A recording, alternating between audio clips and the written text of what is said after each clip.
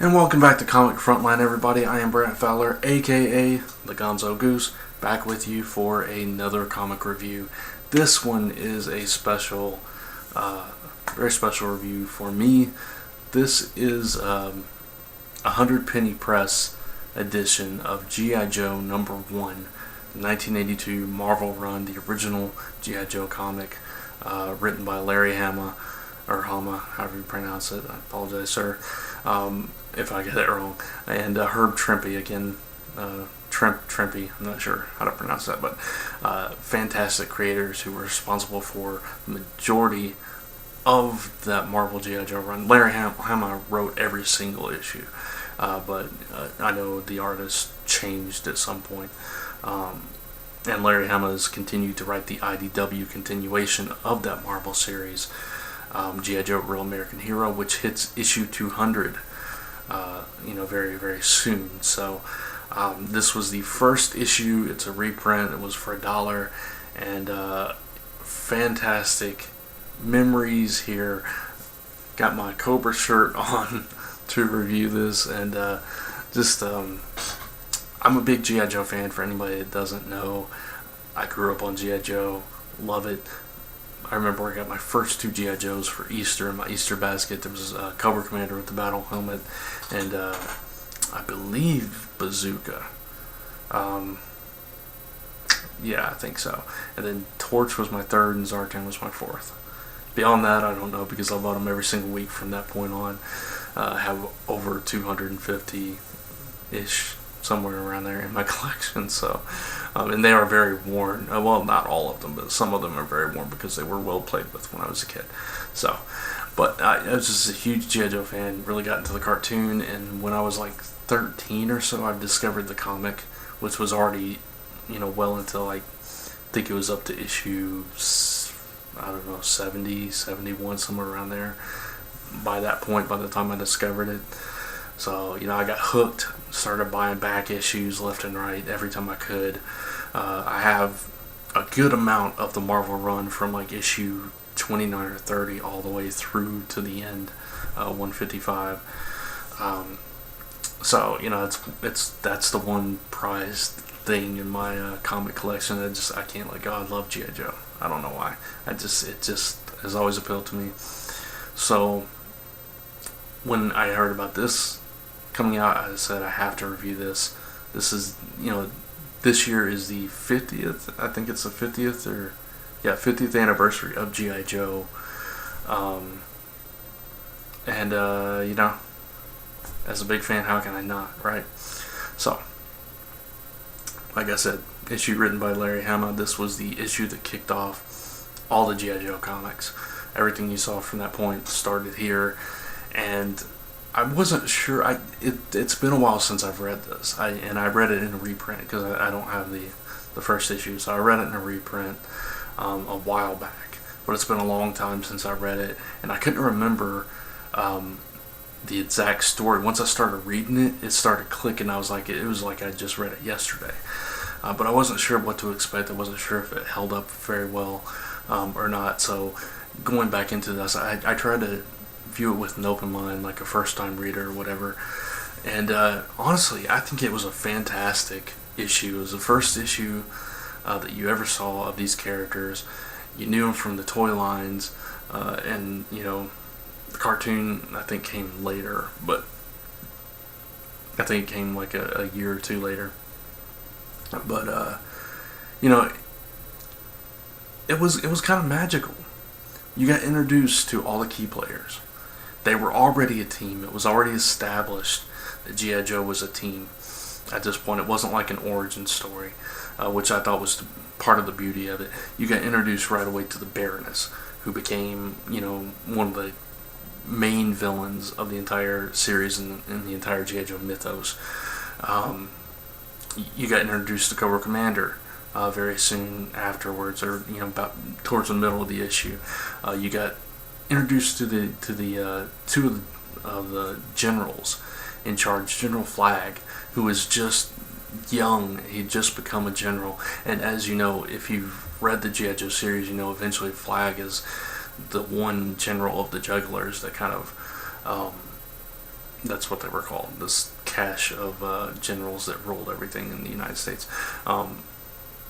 He became the go-to guy for the Joes, that he was the one that always supported them and everything, and he was kind of a seasoned veteran by the end of the series. But here we see him as he's just newly minted as a general, and it's pretty cool to see that. And you see Hawk as he's not a general yet, he's still a colonel. He's Colonel Abernathy, he's Hawk. Snake Eyes doing sign language for the first time, and all these characters we get introduced to, and every single one of them is in their personality. You get that throughout this first issue, dead on. But at the same time, you get this military combat. We see Cobra Island. We have a kidnapping. He kidnaps this scientist who's supposedly betrayed the United States because she's created this helped the U.S. government create this doomsday device, and COBRA Commander has her kidnapped. This happens in the very beginning of the issue. Adele Burkhart, and so the G.I. Joe team is called into action to infiltrate Cobra Island and try to rescue her. And there's all this military strategy going on. And this is like, thinking back, I was like kind of wondering, because like I said, it's been a while since I read it. I was kind of wondering if it was going to read more like a kid's comic, but it was military mentality and everything. Some of the soldiers were like, wouldn't it be easier just to bomb the island? I was like, whoa. And they were like, and Hawk was like, no, we're the good guys. We're going to rescue her. And I was like, wow, okay. So, I mean, they just kind of kicked things off and kind of set the tone right there. The art, very, very, very nice. It's her Trimpe. It's G.I. Joe. It's always going to have a soft spot in my heart. It is very of the time, early 80s kind of art. So if you've seen comics of that era, the coloring style, the art style, hand lettering. So it does have that very 80s feel to it, but still very solid art, nice layouts. You had the Cobra soldiers doing the Hail Cobra kind of thing, and it just, I don't know, even all the costumes, everything's looked very crisp, like you could see that on an action figure today. So very nice job. It does live up very well. Writing very intelligent, but very accessible. You didn't have to know anything about G.I. Joe to get into this, and I appreciate that. You could just dive right into this and pick up on who all the major players are, know their personalities, know the story. You get a conclusion.